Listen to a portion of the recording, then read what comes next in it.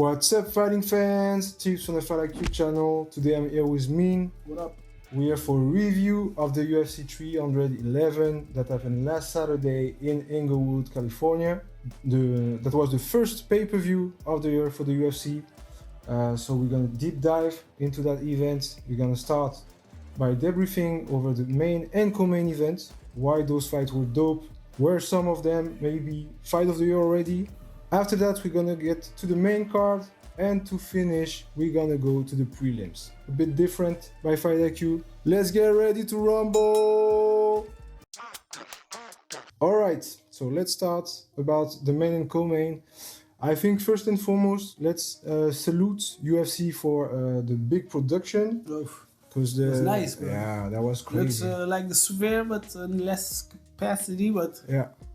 It was very nice. I heard from Dana said the numbers at the end. He says that was the biggest grossing event in Cali, and I think at the door, $10 million they sell this. The gates. For the gates. Plus pay-per-view numbers. Yeah, that's huge success for the UFC, getting bigger and bigger, getting to different places now. It's not only Vegas, Apex, Madison Square Garden. Now they go everywhere, so that's cool to see. And all the stuff, the modern technology stuff that they use at the stadium for Merab entrance, for Makhachev. Yeah, I think it was really nice. Keeps getting better and better. Yeah. Let's start with the co-main.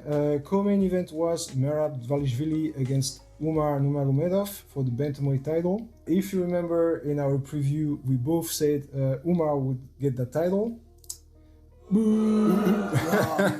Unbelievable performance from Merab Dvalishvili, who retained his title after 5 rounds. Incredible pace on that fight. I think that's what surprised me the most. He doesn't get tired, Merab. No, yeah, and even Umar, like at the 2 last rounds, he was tired, but the pace they were fighting at the beginning, still high. I think fast. I think one of the first learning I had from this fight was now the Dagestanis, so Nurmagomedov and his clan, they are stars. Yes. Like people really want to see them. Before, I remember when Khabib arrived in MMA, they were like, boring, only wrestling, nothing else. And now people really want to see Makhachev and Umar fight, and I think that's quite a good news. People getting educated a bit about the sport. I think it's cool. Merab also is becoming really like a star. Yeah, he's very popular. People really I like really him. like him. I like his content, what he makes on socials. So yeah. And also in the US, you see like his fan base is big. He was the favorite from the crowd, apparently. Yeah. And he lives on US soil, of course. But he's really getting that starship level, and that's also nice to see, because I think also it's kind of the American dream, like coming from a from foreign poor, country and then getting successful. So being a champion is not nothing. Yeah, so nice story. Then the fight. A bit what we expected at the beginning. Yeah. Merab trying to wrestle a lot, dictating a bit the pace, but the first 2 minutes I thought, this is going to be a boring, maybe a boring match, a lot of, waiting for each other to do something, but after the half of the first round, I thought, okay. Yeah. Now we're talking. This is going to be a good one. Yeah. And it delivered. Yeah. It really delivered. And for a wrestler against Umar is not only a striker, he's also good at wrestling, like he demonstrated it. But I expected more phases where it would be only clinching and like static, and it was not the case. Like Umar was defending like crazy. I never saw Merab miss so many takedowns. Exactly, and he still broke the record. He broke the record, but I think he didn't put him on the ground before the 3rd or 4th rounds. Exactly. So that says a lot about Umar's ability to defend and also to counter wrestle, because he also tried to put Merab on the ground. Chain wrestling, really impressive. Great striking from Umar, great movement, like the way he moves in the cage. The strike he's choosing, I think it's only quality. Like you don't see that level of striking so often. And yeah, Merab can also strike. Yeah. He rocked Umar. He rocked him. Oh my god, I was like, Yeah, did he really pointed do at that? him. Yeah, Did he really do that? It was really entertaining how Merab was fighting. That was. At some points, I thought, oh, Merab, better take this serious because you're acting like a clown too much. But when was it? Fourth round, I think. He was against the he was cage. Against the cage. He was talking and this and that, and I was like, are you sure you should be doing this? Yeah. But that paid off. Paid off. I think people now want to see him even more after his shenanigans. Yeah, I think people are gonna want a second of those fights. Yeah. I mean, who do you got except Umar to fight and possibly defeat Merab? Yeah. Right now, I think he's kind of the only one in mind. And what's next for Merab actually? It's a great. I don't know, man. Maybe Usman needs to fight Sean O'Malley for the #1 contender or something. But he's cleaned the division almost.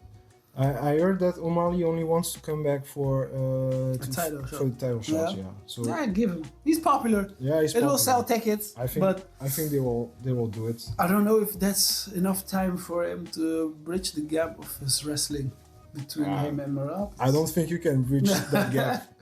I think he has to knock him out the first round. Yeah, the only way is like what he did against Aljamain. Like using his size and his movement to stay far from the wrestling. I think that's the only way, but I don't really see that happening right now, especially after the last performance. Yeah, exactly. But let's see. What else could we say about this fight? It was super close. That went 5 rounds. Merab got 3 rounds out of the 5, according to the judges. One even say that he won 4 rounds. Yeah, one said he won 4. To me, it was 3. 3-2. Yeah, I actually. It was super close though. I actually thought that Umar had won. For me, the pivotal round is the 3rd round. Yeah, that was the most that's where it switches from momentum.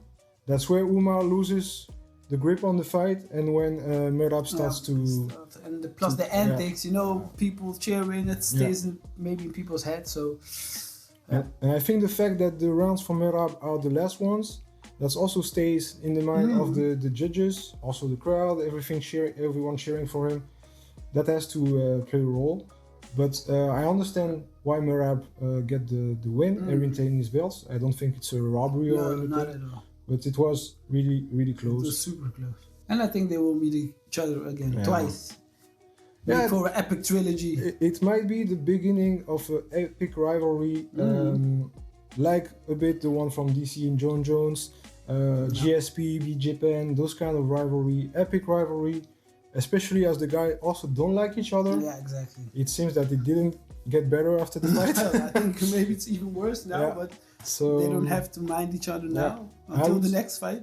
I would say that if you, according to their age, Merab is like 33, I think, but Umar is still 29. According to their record and according to the state of the division right now, I think they can go on for at least 2 or 3 fights without being. And then Usman will win. It's always like that. The first one, the older guy wins, the more veteran wins. And then if they fight 2 times, then Usman wins those other 2 times, but you never know. You never know. It could be like Volk against the other way, like Volk against the tree. We never know. But I think it can be an epic rivalry, and if it's as entertaining as at that fight, I think I want to see that fight all the time. Because in my opinion, we are only in January. It's the first pay-per-view, but this could be a potential fight of the year already. It could be. Yeah, a lot of action. For a wrestling match, not boring at all. A lot of pace. I think, this level of skills in that fight, one of the best fights of the year. I don't think there will be a lot of fights to top that one. Also, something to notice is the first time that we see Umar, but also a Nurmagomedov or a Dagestani getting rocked, like really rocked. So they are human. Yeah, they are human. They bleed. They bleed. They bleed. They can bleed. So I think that's also good for the sport to see that, because I heard a lot of people saying, yeah, the Dagestani are going to dominate the sport for 10 years and we're never going to see other champions than them. Merab is proving that it's possible. You can beat them, but at a price. Yes. Next question. So we say for Merab, what could be next? It could be Sean O'Malley. It could be a rematch against Umar. In case it's not the case for the rematch with Umar, what would be next for Umar? For Umar? Yeah. Oof, yeah. I think Sean O'Malley maybe for Umar, but I don't know if Sean O'Malley wants those problems. Yeah. There's not a lot. I checked the division. In bantamweight, he beat Sandhagen already. It could be Petroyan. Petroyan would be a good match for Umar. But I consider that with that performance and what he did before, he could sit on the sideline a bit and get a title shot after. I think O'Malley is going to get the next one. Yeah. And I think after O'Malley, he could come back for the title shot. It would not be a problem. I don't see what would bring another fight with Petroyan for Merab. I don't think it would be a banger or something. So I think Umar can sit a bit on the sideline, train again, get healthy because he broke his hand, and come back for another title shot. Yeah? All right. You have something else to say about that fight? It was a great fight. I enjoyed it. Thank you guys. Fight. Yeah. Let's move to the main event. Main event was Islam Makhachev against Renato Moicano because Arman Sarukian got injured the day before the fight. Yeah, man. Crazy shit. Crazy. Only in MMA. Only in MMA. Only in MMA. First of all, I hope Sarukian gets LC real quick. That must be devastating. Like you wait so long for a title shot, especially a rematch. And you have to give up the day before. I think it was that's horrible. Yeah, heartbreaking. I think it was a hard decision. You don't take that kind of decision lightly.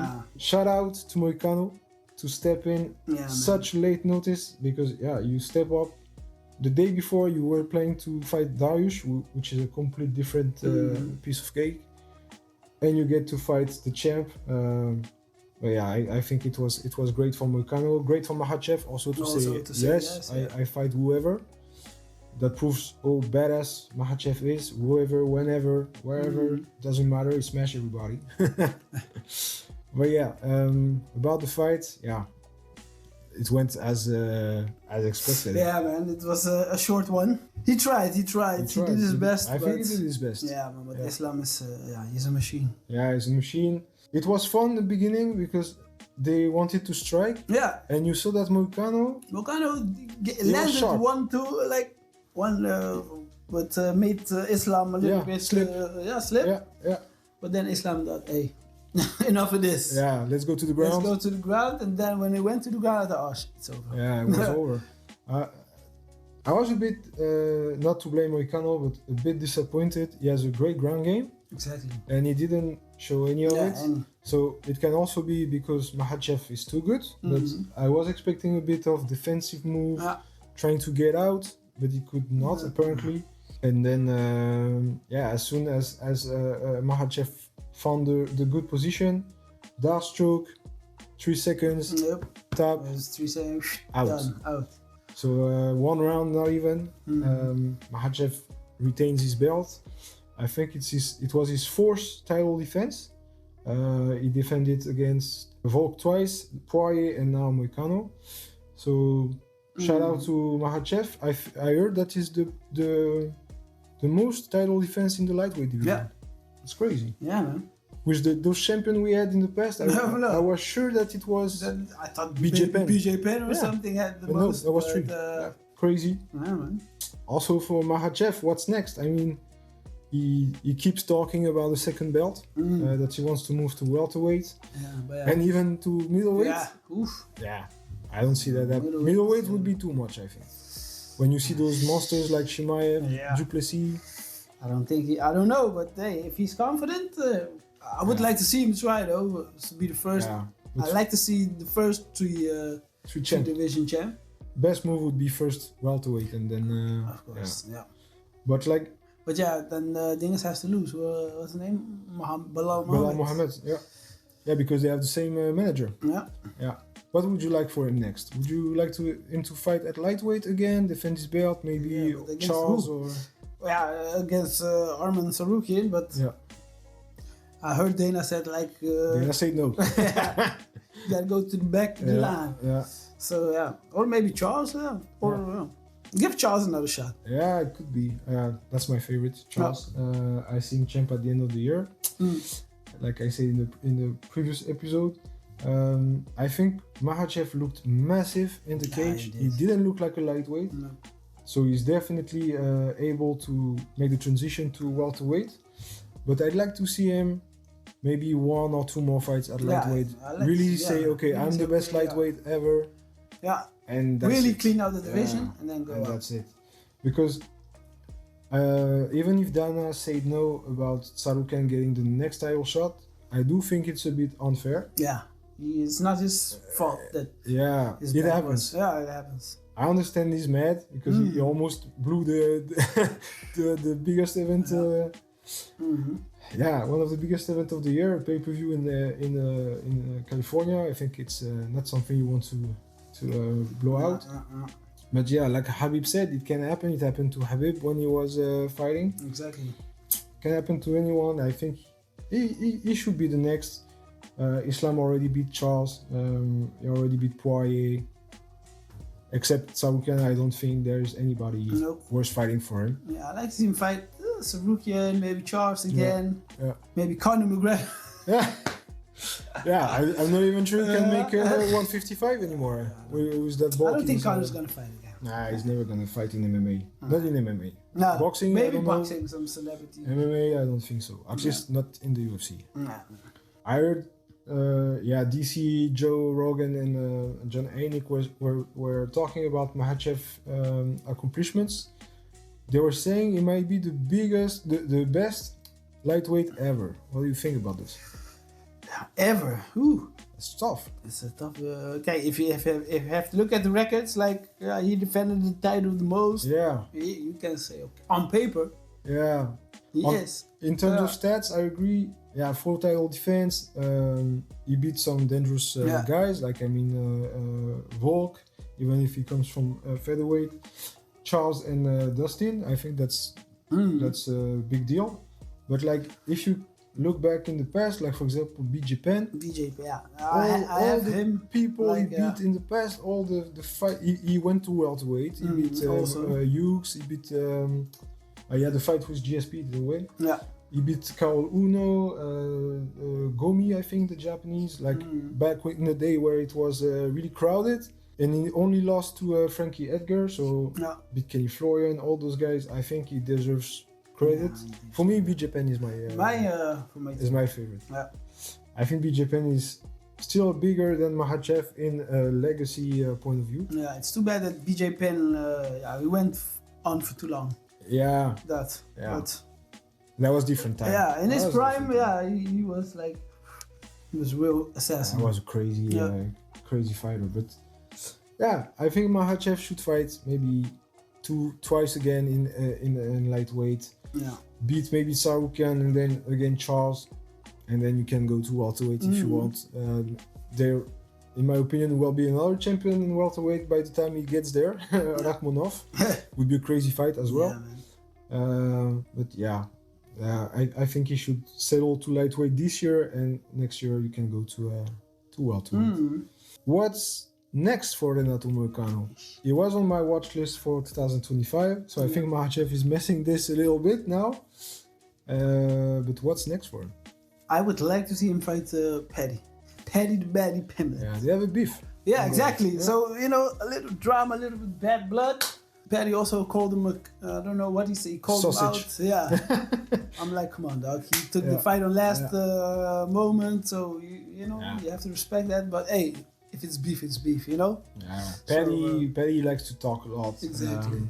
it's not always his true state of mind, but he knows how to call out people. He's a sausage. It's a sausage, mate. And that's a fight I'd like to see, to be honest. Paddy against Renato, I think it's cool. I hope UFC will reward Moicano for what he did. They will. Because that was crazy to step in.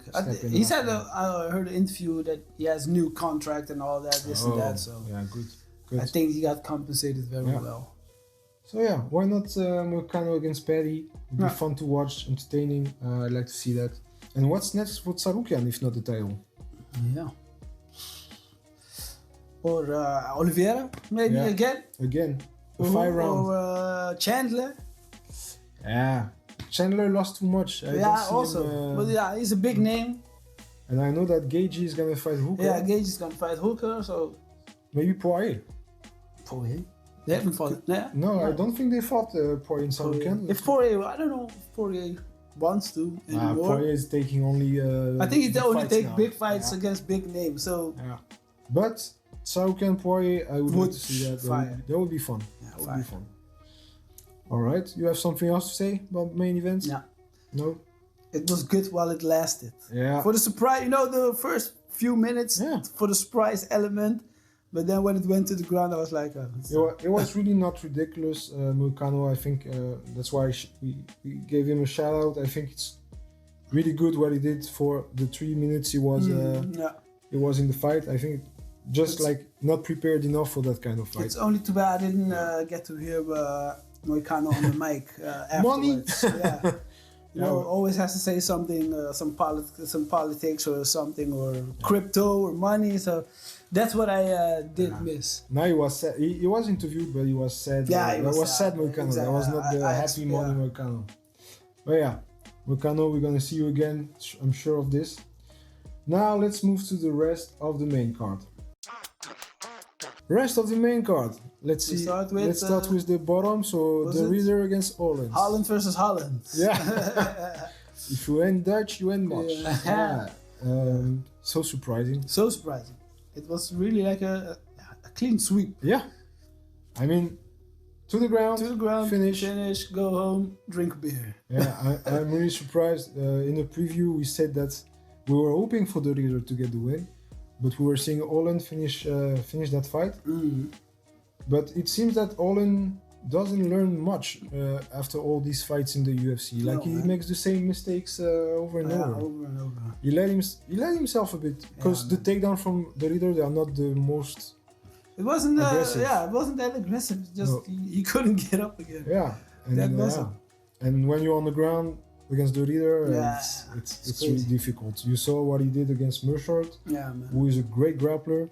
He submitted him. He did the same with Kevin Holland. Not a lot to say. It went fast. Yeah, man. I'd like to see more of the Reader. Yeah, man. I'm still not completely sold, but it gives me a nice boost for the next match. Yeah, that's good. That's good. 2 wins in a row for the Reader in 2 months. I think it was November last one. Yeah. Quick turnaround for the Reader. That's good. You call that top 5 contenders. I'm not sure it's gonna happen. He's not ranked yet. But after this performance, he can go in 2 months. Yeah. He took almost no damage, I think. No. Maybe top 15 opponent. That would be nice. I don't know who's in the top 15. Maybe Chris Curtis, for example. Somebody like this. Could be fun. I think for Holland, so he needs to stick to one weight class. Yeah, he needs to stop jumping. But he's 4 losses in his last 5. Yeah, I think it's kind of. He got a name. He's marketable. I don't think UFC wants to let him go. Yeah, but he's not ranked anymore. So I think what he's gonna do now is maybe, the new from the Contender Series that has to come in the UFC. He's gonna fight those guys. And that's it. Gatekeeper. Except if he get those wins, then he's gonna be the gatekeeper, and that's too bad because he had a lot of potential.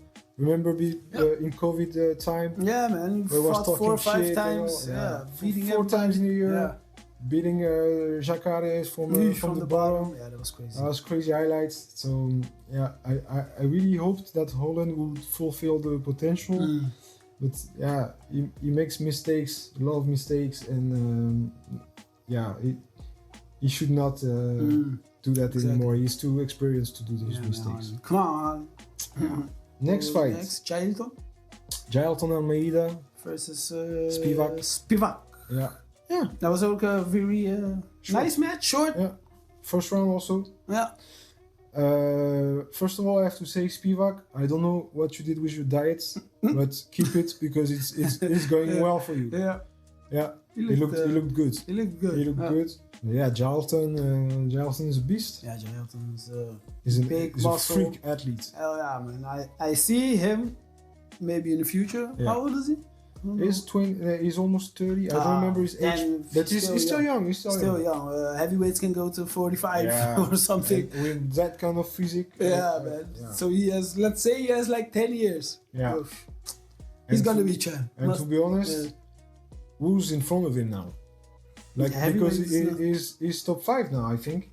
Top 5 heavyweight. In the top 5 there is Curtis Blades. He already fought him. Yeah. Then you have Cyril Gane, Pavlovich. Pavlovich, he beat him before Spivak. So yeah.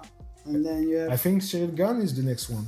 Yeah, should be, man. Should be. And to be fair, I love Cyril Gane. Yeah, but really his wrestling against Cyril Gane's... This is not a good matchup for Cyril Gane. I don't think so. He has to knock him out in the first minute. But I would like to see this. Yeah. I think it's a good test for Cyril Gane as well. To see if he can... Because Aspinall is also a good grappler. And we saw John Jones against Gane already. Yeah. So Almeida is a good test. He looks good. He came back from a big knockout loss against Blades. Now he's back-to-back wins.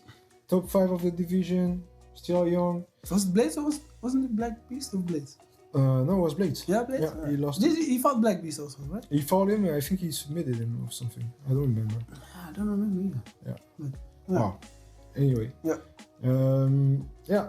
So keep an eye on Jailton Almeida, top 5 of the heavyweight division. Yeah, I'd like really to see him against Gane or maybe Blades again for a rematch, something like this. Speaking about Black Beast, what happened to Black Beast? I haven't seen him. He was supposed to fight end of the last year, but he withdrew last minute or something. Okay. Yeah, I don't remember. I think he was sick or something. It was in Canada. The event in Canada.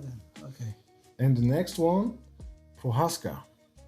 Against Jamal. That one was, I was like, how do you say it? It was like anybody can get knocked out like any moment. I was like, what's happening? Like, that was a good fight. Yeah, man, that was really good. I think the second best of the night. Yeah. Almost like experience for me what the dangers like you with his hands down and you know how he fights and. Jamal Hill didn't disappoint also. I was a bit disappointed by Hill. He was slow though. But I mean, he didn't disappoint in the match like it was a cool match. Yeah. But yeah, I didn't see no progression. Yeah, I think I don't know if Yeri was too good for him or if something was wrong, but I didn't think that he was the usual Jamal Hill. He also came in with 2 knee straps, so maybe something. Yeah. And he also comes back from his last fight was the loss against Pereira. Also. So maybe something changed. Yeah, something changed. Maybe I don't know. Jamal Hill maybe still waking up from UFC 300. Maybe Jamal Hill will say something about this. I didn't think it was the usual 100% Jamal Hill. I hope to see an interview, and I think he's gonna be humbled now. Yeah. So. Maybe he was too focused on getting that fight against Pereira. Yeah, exactly. A bit overlooking Prohaska. But Prohaska really good. The head movement was crazy. So his head movement was crazy. Crazy. I think that's really the main improvement. That was the main improvement, man. His head movement. Yeah. He was looking also strong, sharp, fast for light heavyweight. Yeah. Really, emotional at the end also a bit, I think, in the interview. But the hands, man. Yeah. Man. Put your hands up. that someone's against Pereira, that's not gonna go. No. It's not possible. But I like to see a third match one day. Yeah, let's see who wins because now we know that Pereira will fight Ankalaev. And that's in March, so Prohaska is next on that fight. The one who wins will be against Prohaska. So. Has to. Prohaska, crazy amount of skills. Like he's so weird, so unusual. I like the weirdness of him. Yeah, I like weird guys, like weird fighters, but who perform. What he did in this training camp about the head movement, that really worked because Hill had really difficulties to touch him. You couldn't hit him. And what's next for Jamal Hill then? 2 back-to-back losses. It goes fast in MMA. Has he fought, I don't know, Alexander Rakic or something? Yeah, could be. Something like that. Yeah, because it goes fast in MMA. Like 2 years ago, he was a champ. He was a champ. Yeah. And now back-to-back losses. Maybe if he loses one, he gets cut. Maybe not cut. I don't think. I don't think UFC will do that. They need light heavyweight. Yeah. And, he's still a name. Let's see what's next for Jamal Hill. I hope first a good recovery. Yeah, man. But then maybe Alexander Rakic, that could be nice. I think he's better than Rakic. I like one thing I like about Jamal Hill is he can switch guards, and also like he's direct from the right hand when he's on the orthodox position. Like no jab, it goes directly straight right. I really like this. It works a lot. I really want one shot I like from Jamal Hill. The main card, that was it, I think.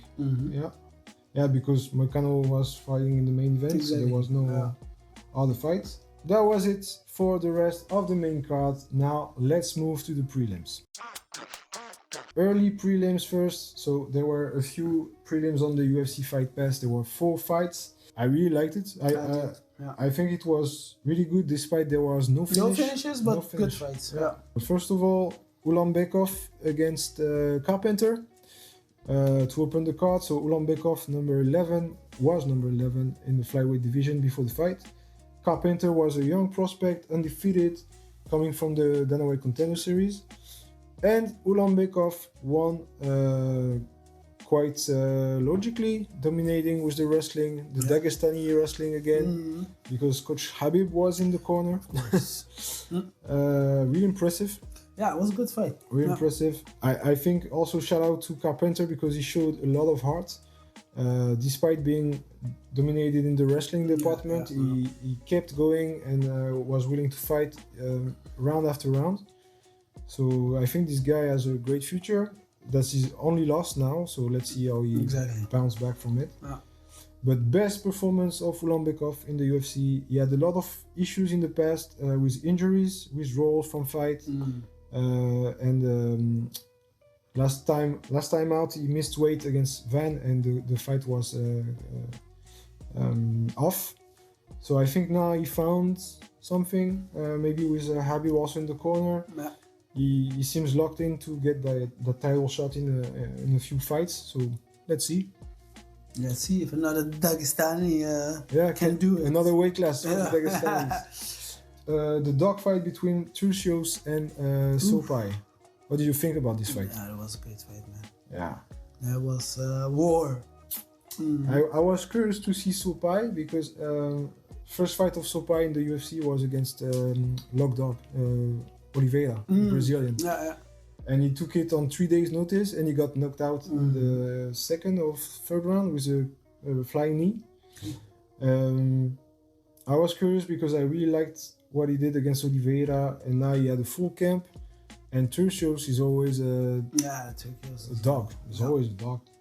So I was curious to see that fight, and I think quite logically Sopai got the win. A lot of skills. He's young, he's strong, technical. I think the only thing remaining is a bit the cardio. Like you see him fading as the fight goes, but that's something you can work in your camp. And Turcios, as soon as he saw he was not getting his way, dogfight, like clinching, like weird hooks, this kind of stuff. And that was really entertaining, but I'd like to see what's next for Sopai. That's bantamweight division, so that's a really good division. It's a good division. And what's next for Turcios? Because since the Ultimate Fighter, he won the Ultimate Fighter, and after that, I think he went 2-3 now at the UFC. Not really active the last 2 years. So what's next? He's not even ranked. I don't know what's next for Turcios. I'm gonna see it, man. I don't know either. Gafurov against Rinya Nakamura, the Japanese who was also undefeated, and Gafurov, the Tajik, also the Tajik Eagle. What do you think about that fight? Was one of my favorite fights, to be fair. I was not supporting, but I thought that Nakamura would win because in the UFC he had already 3 wins. He was 9-0, crazy wrestling. I was like, yeah, this guy's gonna roll over him, and crazy striking from Gafurov, like managing the distance, spinning kicks. Yeah, he rocked Nakamura a few times. He dropped his ass, so I was really surprised. Yeah, that was a good one. So that would be fun to see Gafurov again, and I think that was also his best performance inside the octagon. And also I'd like to see Rinya Nakamura bounce back because this guy, a lot of potential. Also is good for Japan to get back on the front of the scene because since Pride we don't see that many Japanese. Some more Asians in UFC, man. And finally, for the UFC Fight Pass prelims, we got Eileen Perez against Carola Rosa. Yeah. What do you think about that fight? It was a little bit. It's not boring, but I wanted to see more of them. Yeah, Rosa was top 10, and Perez was top 15 and willing to go to top 10. I think she's gonna get it after the win. Also, I'm not impressed by Eileen Perez. I still don't see why there's so much hype.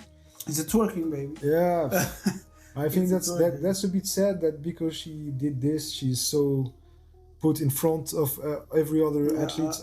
I see people behind her that are better than her, like Kawakanti, for example. Cornell, I think she's better. Yeah, so let's see. Now, Perez, for me, she didn't fight a lot of good opposition. Her striking is not so good. She has good wrestling though, that you can give it to her. She's good at wrestling and clinching. Yeah. But I'd like to see her against somebody more complete like Norma Dumont, Bueno Silva, Chiasson, those kind of top 5, top 6 contenders. And let's see if she's really worth then we can see if she's a real what she's deal. made of. Yeah, right. Yeah, but still, she's on a good win streak, so shout out for that. And let's see what's next for her. Then we got into the prelims. We got Grant Dawson improving his winning streak to 3. Yeah, he's on a good win streak. Yeah, man. Grant Dawson. To be honest, I'm surprised because when I saw the KO against Bobby Green 2 years ago, crazy. like last year, I don't remember when was it. Like I was like, oh, that's gonna leave a mark. It's a horrible KO. Yeah, and now 3 wins in a row, getting back in the top 15 again. So cool for Grant Dawson. Still young, I think he's 30 years old. Yeah, he had a great record, like 23 wins, something like this. 3 losses or so. Yeah, 2 losses, 1 draw. I think. So that's a nice record. Nice record, good wrestler. He fought against Diego Ferreira, tough and experienced guy that's 10 years in the UFC. Beat him at the decision also. He was in danger a few times, but the wrestling did the job for Grant Dawson. So what's next for him? He called out Dariush at the end of the fight because Dariush need the fight. Yeah, because why not? Of course. Yeah. So that could be fun. Dariush against Dawson. It's a good call out. Why not? Yeah. And after that, who do we got? Guskov against Elekana. Versus Billy. Yeah. Shout out to Elekana to step in because Guskov was supposed to fight Johnny Walker. Oh yeah, Johnny Walker, of course. Who got injured.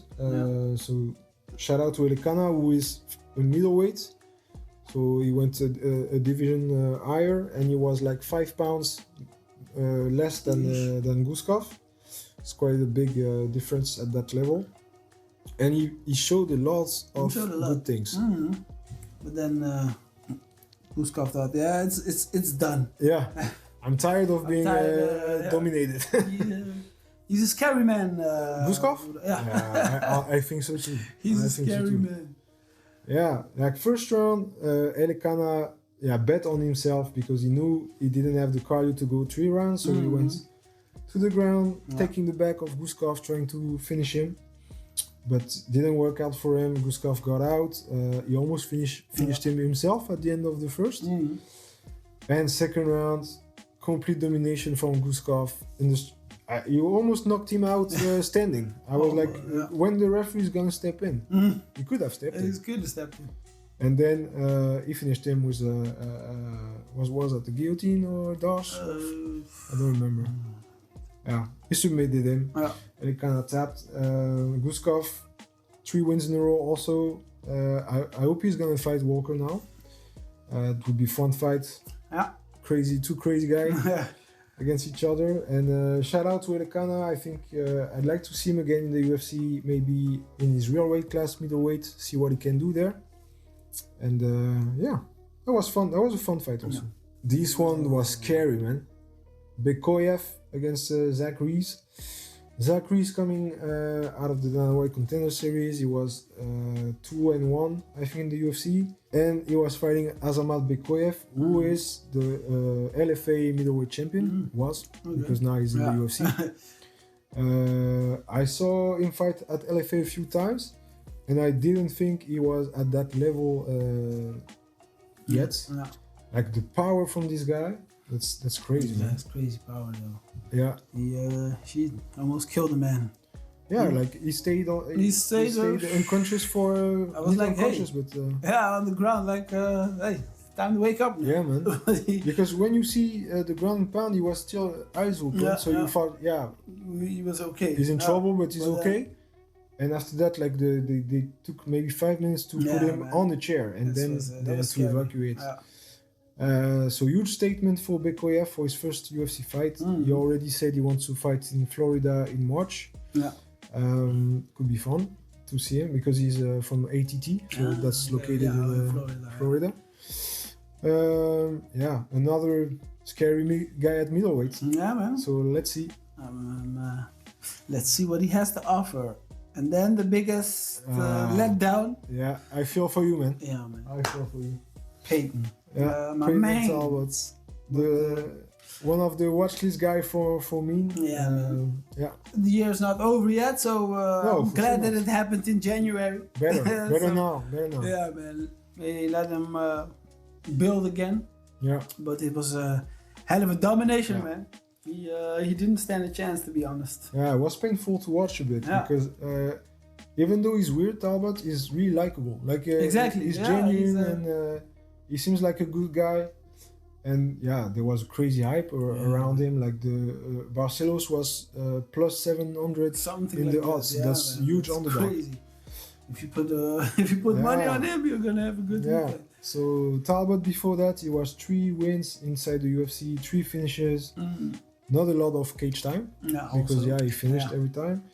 So this is gonna be a valuable lesson for him. Yeah, I think to be fair, I think it's a blessing in this guy. Yeah, because if he won against Barcelos, then he was facing top 15 or somebody like this. And he's still young, 26 years old. He still had a lot of growing up to do, especially now we saw in the wrestling department and getting some speed because we thought he was fast, but we saw Barcelos, who is 37, even faster than him, sharper. So there is some improvement to make there, and I think that loss is good because now he doesn't have that hype to stay undefeated, to go up and up. He can build a bit, gain experience inside the cage, face other top, not top 15, but top prospect like him, and see what he's made of, make some adjustments. So I think it's a good lesson and valuable for him. Yeah, man. Yeah, except that the fight was really, really good. It was a good fight. Barcelos, crazy pace, really fast. He even got a 10-8 on one round from one judge. The first one, I think. Yeah, first one. It was dominating. Yeah, that was really good. I think that's if you want to rewatch some of the fight of that card, this one is definitely one to watch because crazy level of skills from Barcelos. But yeah, we forget that Barcelos is in the UFC for he's so a veteran, long. bro. Yeah, man. He fought Said Nurmagomedov. He fought some of the best bantamweight. He fought Merab as well. Exactly. So shouldn't be a surprise, actually. Shouldn't be a surprise, yeah. But yeah, we got our so much hype on Talbot. Also the comparison with O'Malley, which is same kind of guy, like a retired striker. And, also, like, they don't look like fighters, but they're fighters. They can knock you out. Yeah. Cool. But yeah, Talbot, we still believe that you were the shit. Yeah, and I hope it's gonna be a valuable lesson, and you're gonna come back even stronger. Plenty of time, 26 years old. Yes, you can do maybe 2 other fights this year, and next year move to maybe a top 15 opponent. Let's see. Yeah, that was it for that card. Yeah, man, it was a great card. Yeah. Great experience, nice viewing. Yeah.